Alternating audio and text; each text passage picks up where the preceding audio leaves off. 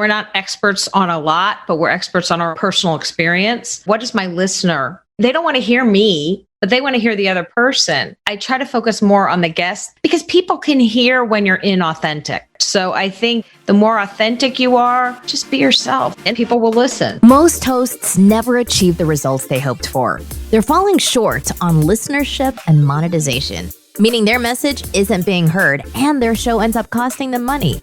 This podcast was created to help you grow your listenership and make money while you're at it. Get ready to take notes. Here's your host, Adam Adams. Welcome back to the podcast on podcasting. It's your host, Adam A. Adams, and I'm with Colleen Rosenblum, who is the podcast co-host, one of the co-hosts.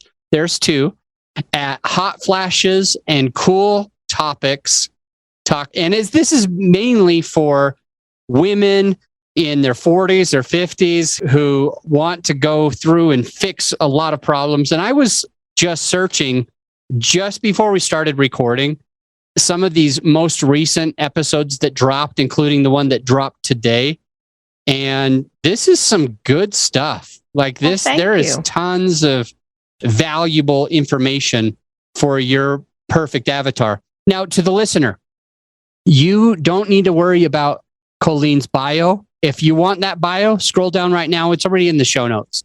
Also, any link, so her website, her podcast link, those are in the show notes. So you could just scroll right down and click on any of those links, go straight over to her podcast. And if you do leave her an honest written review, let her know you heard from us here. All right, Colleen, I want to go way back to a little over 2-ish years ago. You first started a podcast and it launched in September of 2019. And I'm curious, first and foremost, how long had you been known that you would like to have a podcast before that launch date in September of 19? Well, thank you for having me on, Adam. And honestly, it was not very long for us. My co-host and I had a friend of ours who was doing a podcast on a totally different topic. And we decided that there was not really a voice out there for women over 50 who were living their best lives. And we had questions without answers. So we were going to find those answers. But to be honest with you, my background is being an attorney and a Pilates instructor.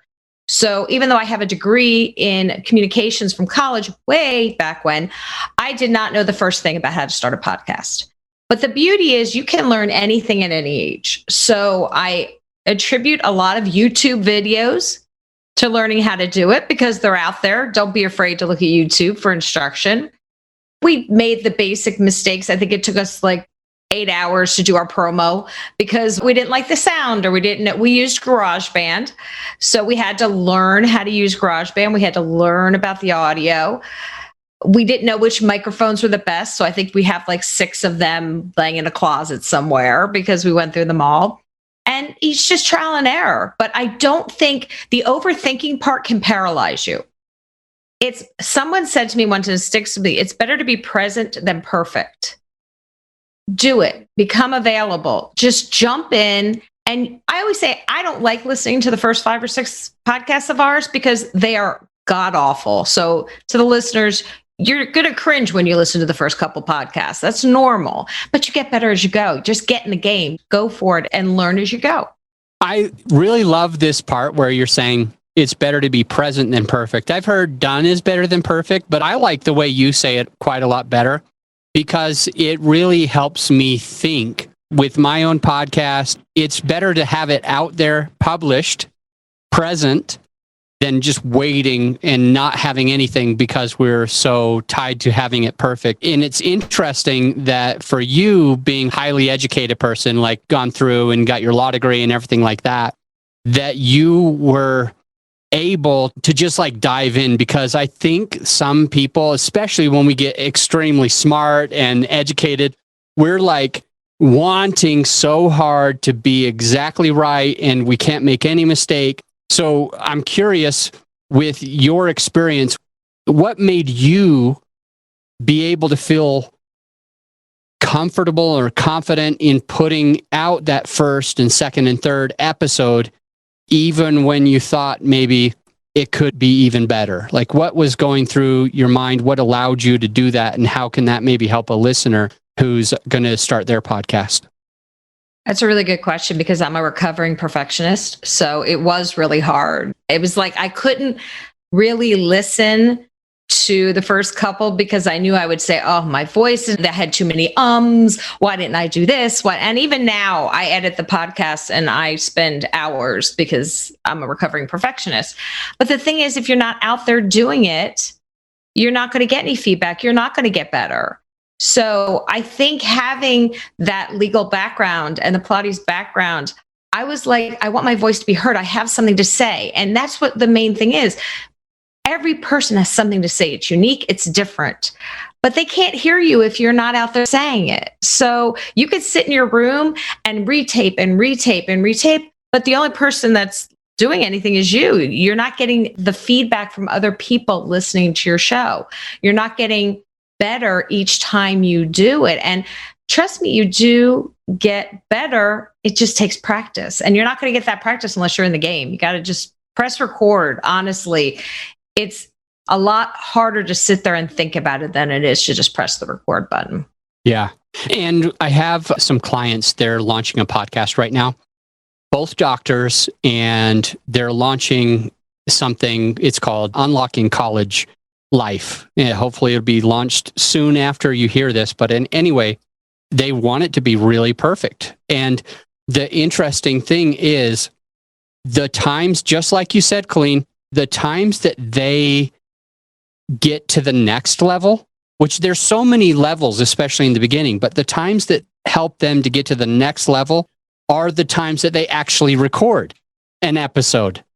It's not the times that they just think about an episode or theoretically decide on what an episode could be or simply just outline the episode, but they have been learning and growing the fastest because they are in the trenches recording multiple episodes currently every single week. They're recording tons of episodes. We might not even use all of them, but it seems that that's where they're learning the most is by doing. And you mentioned practice is how you're going to get better. I don't remember if I'm saying it correctly, but you basically said you have to be actually doing the thing, not just thinking about the thing or talking about the thing. You got to be in it in order to kind of grow to that next level. Is that how you feel?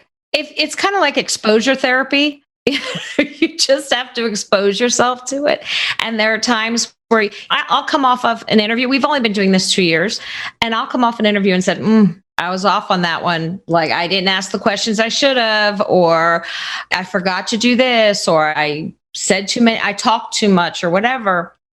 And it's okay to kind of Monday morning quarterback. But if you're not in the game, you can't do that. Because of my legal background, I won't walk into an interview without researching it completely. That's just part of what I do.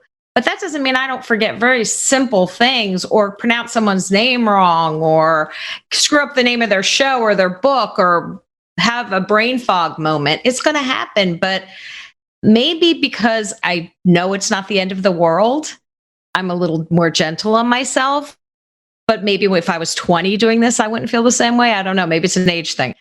But when we put our show out, having really no idea what kind of response we were from it, we got such a good response and it happened so quickly that we had to step up and just start, okay, we have to be consistent. We have to put out quality work. Like focus on the quality and the consistency, not so much on that outside noise of what people think or second guessing yourself. Focus on what you have control over, which is the quality of your show, the consistency of your show, and your guests. I enjoy how you say focus on quality and consistency and not second guessing yourself. I'm looking at this right now and thinking about like, sometimes it's helped me personally to like when I want to impress people, when I'm thinking about like me and impressing people or whatever, it's really hard to put out good quality, consistent content. It's really hard not to second guess myself because I'm focused so much on making a good impression that I forget about like the real mark. And I've learned because I'm a shy person, like I don't know if that Is that you too, Colleen, or? I used to think yes. I've kind of got more comfortable, but put me on a stage and I'll cry probably. But there is a comfort to being on audio, and we do put our shows up on YouTube.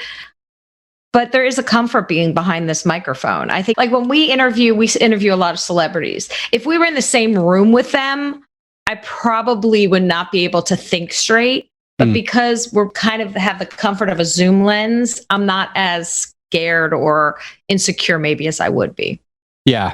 But I just noticed when I'm trying to do content myself, and if I'm thinking about me and how I look and how I'm coming across like personally and being almost more self-conscious, I feel like I put out bad content. I feel like I don't do a good job translating things. I feel like I don't focus on the right parts.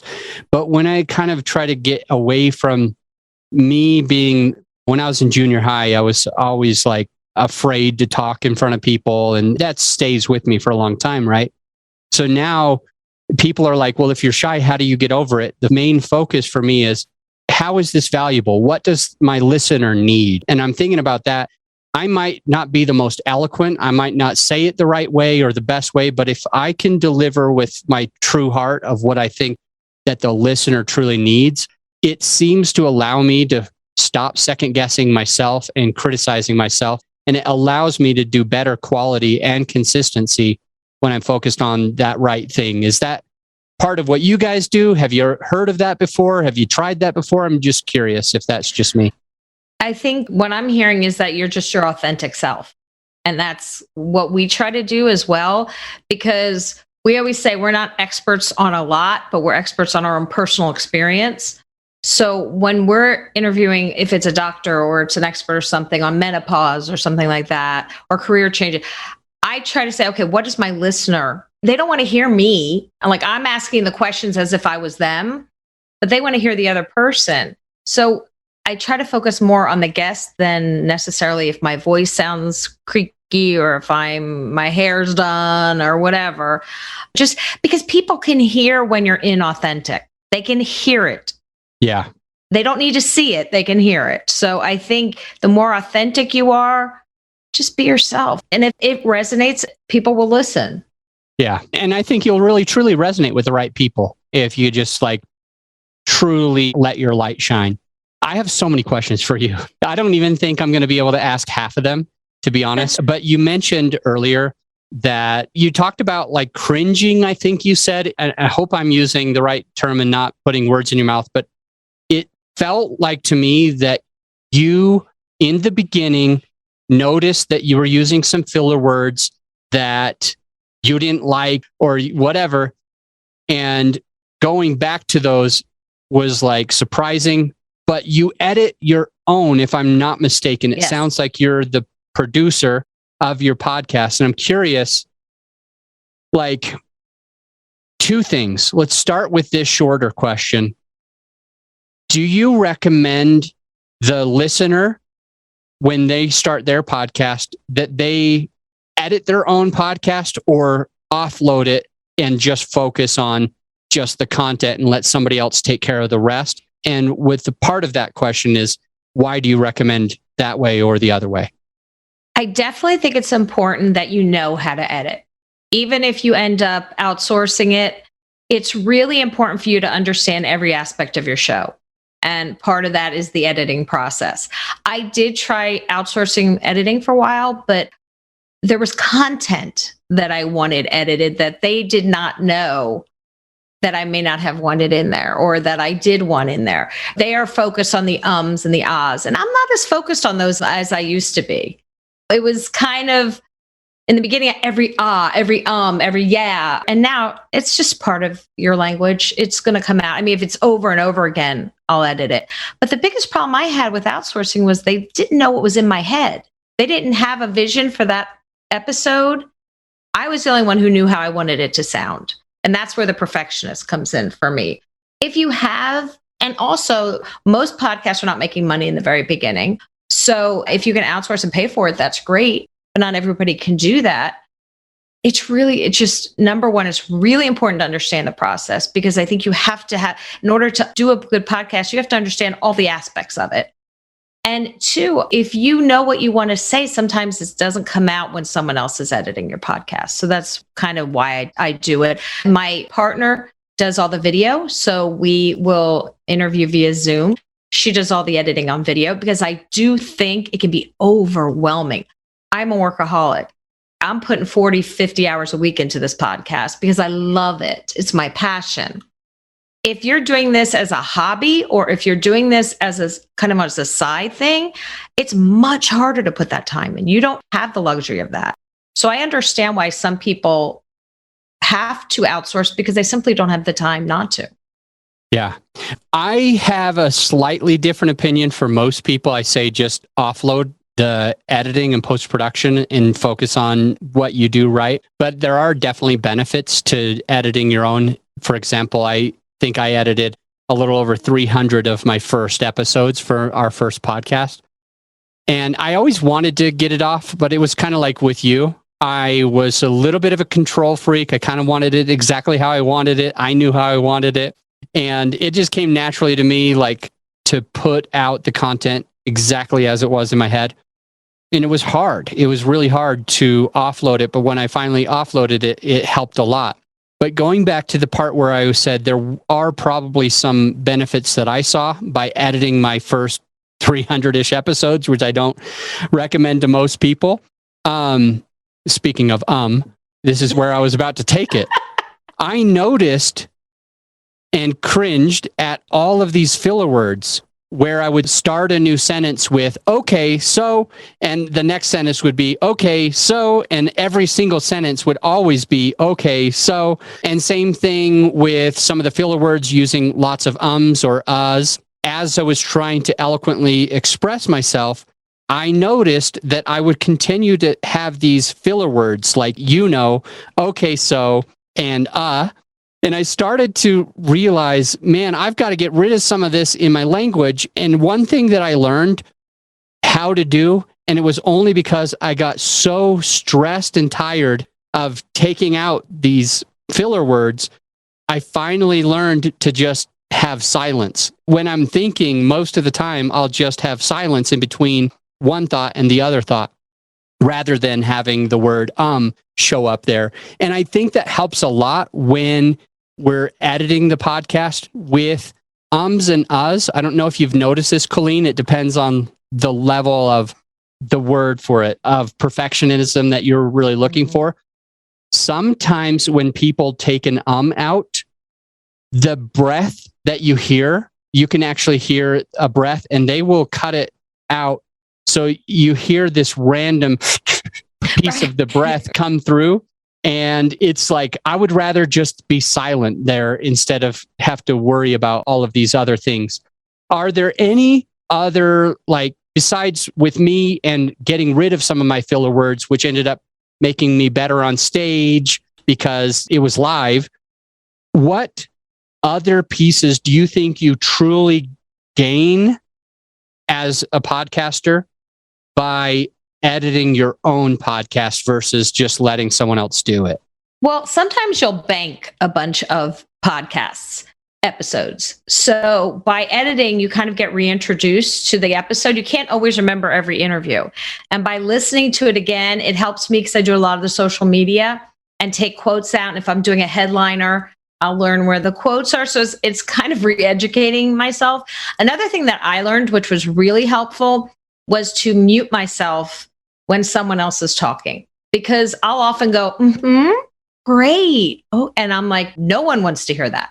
So I'll actually mute myself if someone's telling a longer story, because I'll be nodding and yesing, but they won't hear it. So that's also a helpful hint that I learned as I was going.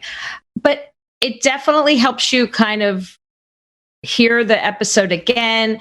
It helps you with, like you said, certain things that you say you're not going to say in the next episode, because you realize one of the things that we're always talking about, my co-host and I, is that she has 12 siblings and she loves to tell stories about her siblings. And there are a lot of stories.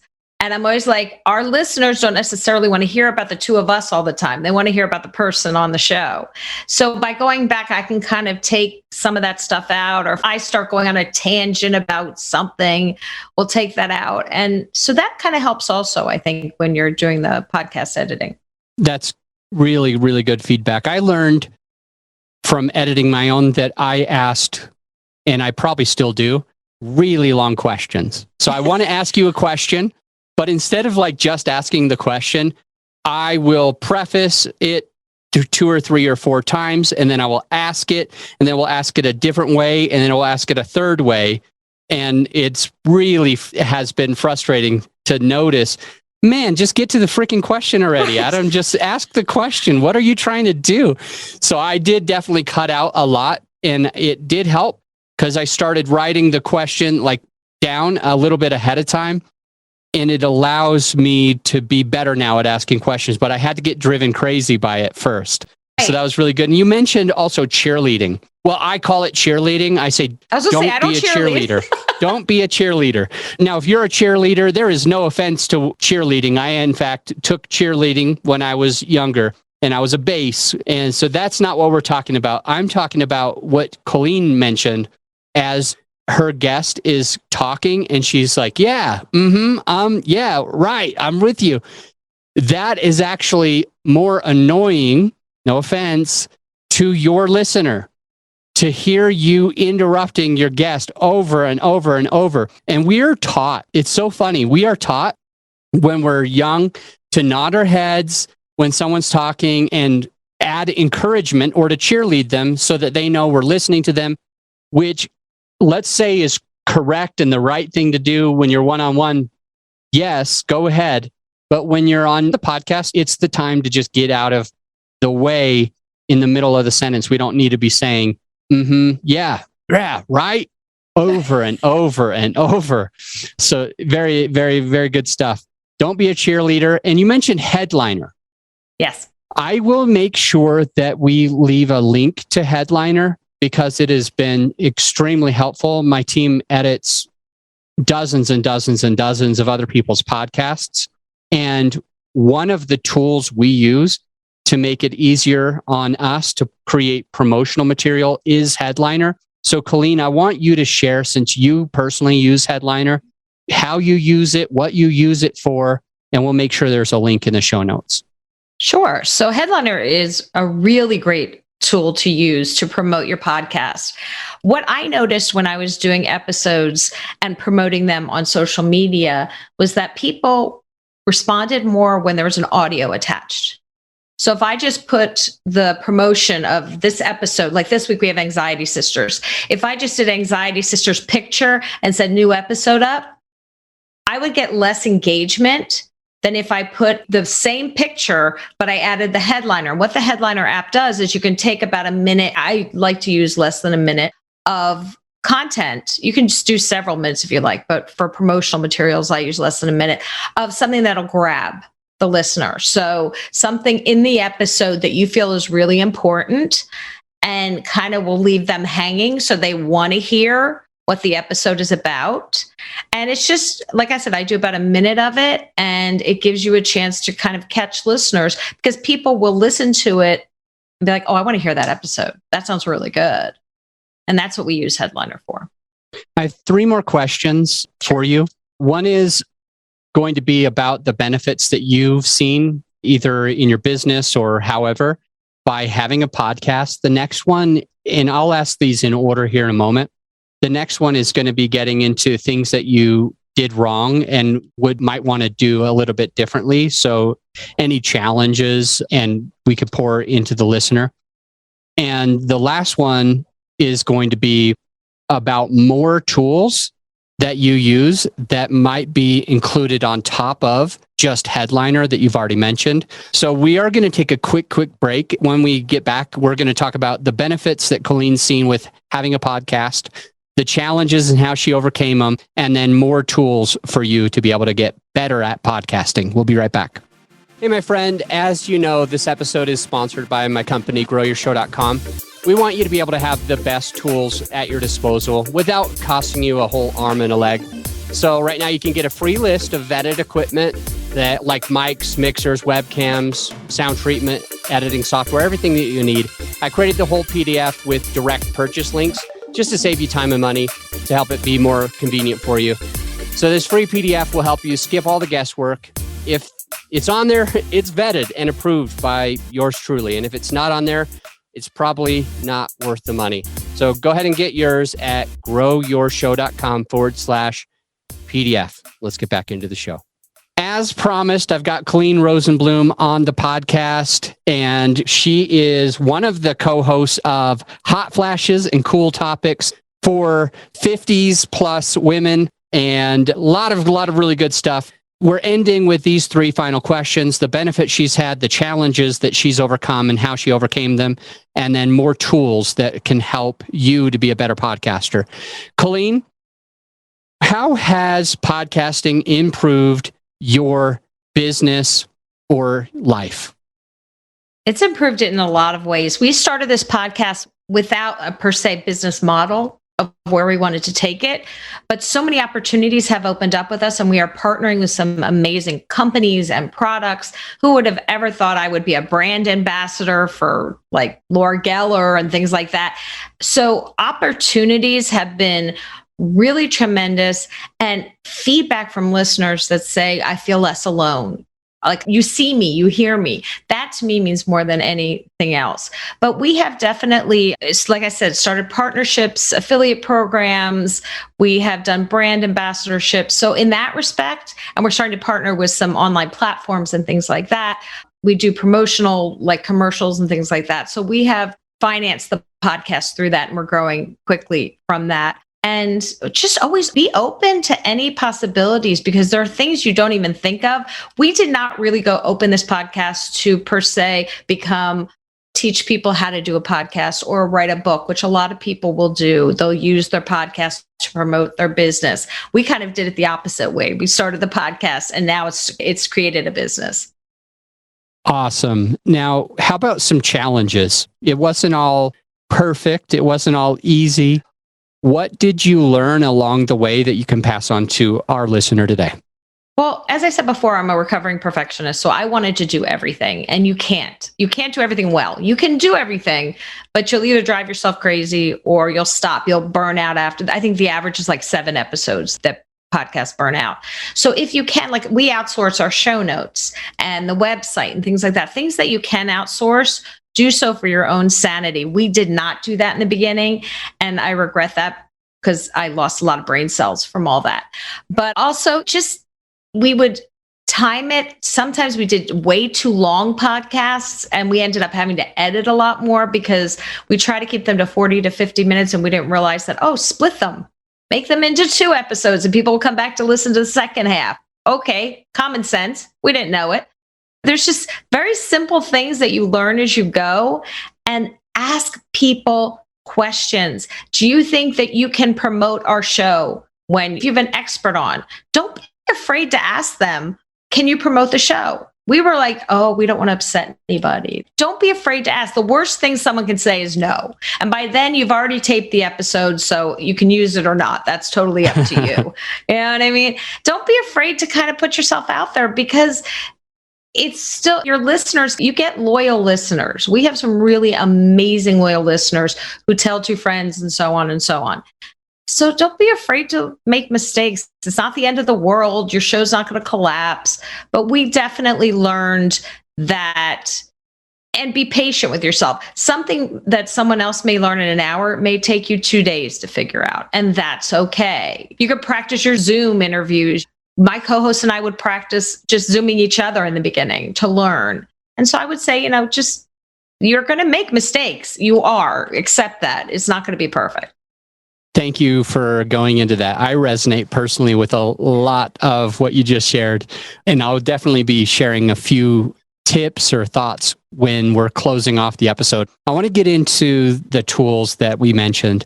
So what I'm really curious of, from what you've learned over this course of podcasting, is there any standard operating procedure, SOPs, templates that you've created that have helped you, or other tools like Headliner that you use to create any of the promotional materials that you could share with the listener?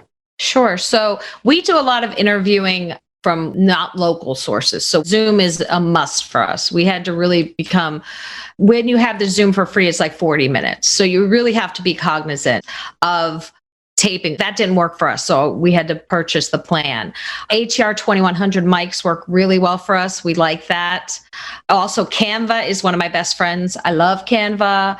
I didn't even realize you could do interactive on there and 3D. Learn Canva, play with it, do stuff with it. I would say those are probably, I actually use my laptop to do interviews. And then all my computer work is done on my bigger computer. My laptop is just easier to take for interviews. And have it, as far as your standard operating procedure here, I'm in a room that's enclosed. I don't have high ceilings. I have a floodlight so that I don't look dead. Things like that are just, you learn as you go that you need certain things. How about, out of curiosity, how do you book your podcasts?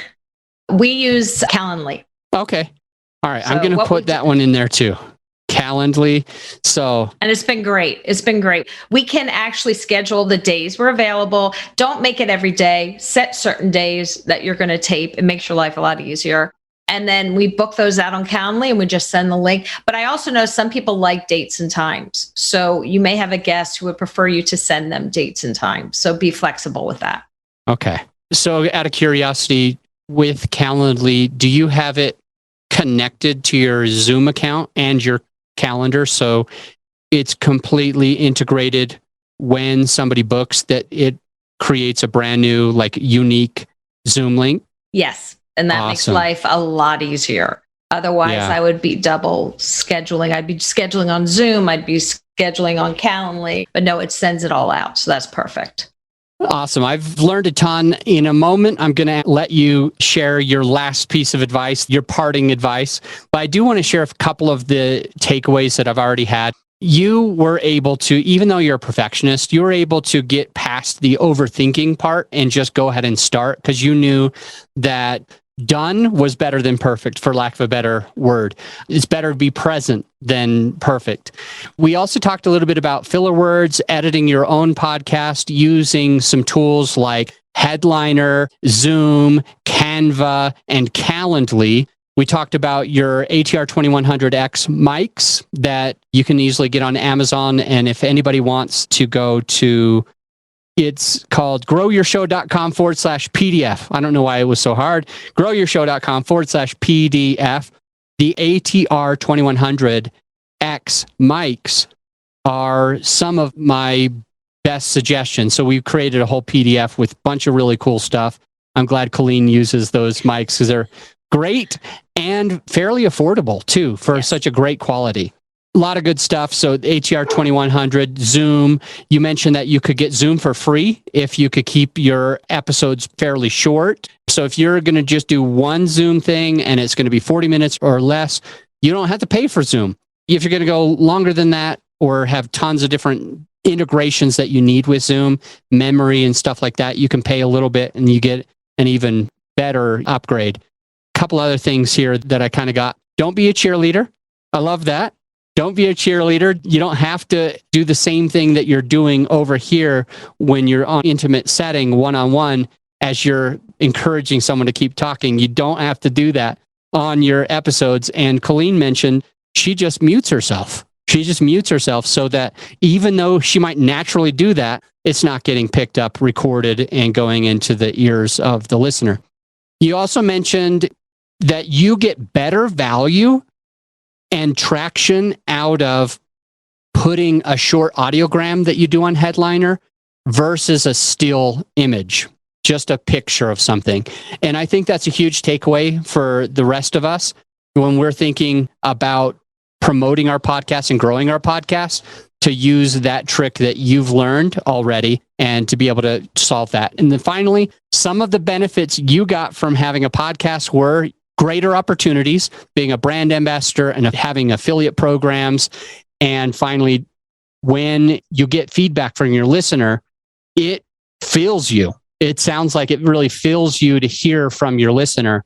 And I think those benefits are huge for starting a podcast, especially because you're doing it a slightly different way than like with me, where I want to be able to serve more clients doing the podcasting, and you, where it's like you're putting out the content and then you're partnering with these other people to be able to still monetize the show. Awesome stuff. Challenges. You learned that if you have a long episode, you can easily split it and you have twice as many episodes the person can download. And so they're coming back. And another thing is if you want people to share it, you've got to ask them, what do you think about promoting the show? Do you mind sharing this? Can you do this? And it's like so scary to ask those questions. We feel like we're asking someone to marry us. We're like on our knee at the football stadium when we're just saying, could you share the episode? It gets scary and we get choked up, and you've learned that it's okay to just ask. What's the worst that can happen? And then you shared some more tools, which we've already mentioned: Calendly, Canva, Zoom, and Headliner. Bunch of different tools that we can use, and all those links are in the show notes. Colleen, it's your time to share what is the last parting advice that you want to pour into a brand new podcaster. Try to remember why you started the podcast, what the story is that you want to tell, because your story is not my story, which is not the listener's story. So it's really easy to get off track when you're doing a podcast. You have to be flexible and see where those stories take you, but you started this for a reason. And it's really important to keep that reason in mind as you go along, because getting distracted is something that you end up maybe losing the quality a little bit of your show and the content. So stay focused on why you started it to begin with. A lot of good info. Colleen, thank you. I want to say, if you're listening to this episode and you like Colleen, you want to support her, you want to see what's going on over at Hot Flashes and Cool Topics, that link's in the show notes. Her website's in the show notes, and her contact info is in the show notes. So just scroll down, get her bio, her contact, and you'll be good to go. So thank you so much for jumping on the show. I'm going to let you go, so we'll see you next time. Thank you. Thank you. Bye for now. 2 quick things before you go. Number 1, if you are looking to upgrade like your podcast equipment or just get your very first affordable microphone, then go to growyourshow.com/PDF. That link's in the show notes. Go ahead and scroll down. On that PDF is 100% equipment for your podcasting studio that I've personally vetted. My team has vetted this. We know that it works. We know that it's affordable, and we don't want you paying more for your podcasting equipment. So again, if you're looking to upgrade your equipment or get your very first inexpensive microphone that works great, that's where you go. And then number 2 is got a free course, A to Z, on everything you need to know about podcasting. And you don't have to go anywhere but the podcast in order to access it. You don't have to even give me an email address to access it. It is just the very first 6 episodes of this podcast. So what you'll do is you'll scroll down a bit, you'll click on the all episodes, and scroll down because we're hundreds of episodes in, and you'll see that episode 1, 2, 3, 4, 5, and 6 is a free course from A to Z on launching a top podcast. Take advantage of those 2 things. I'll see you on the next episode.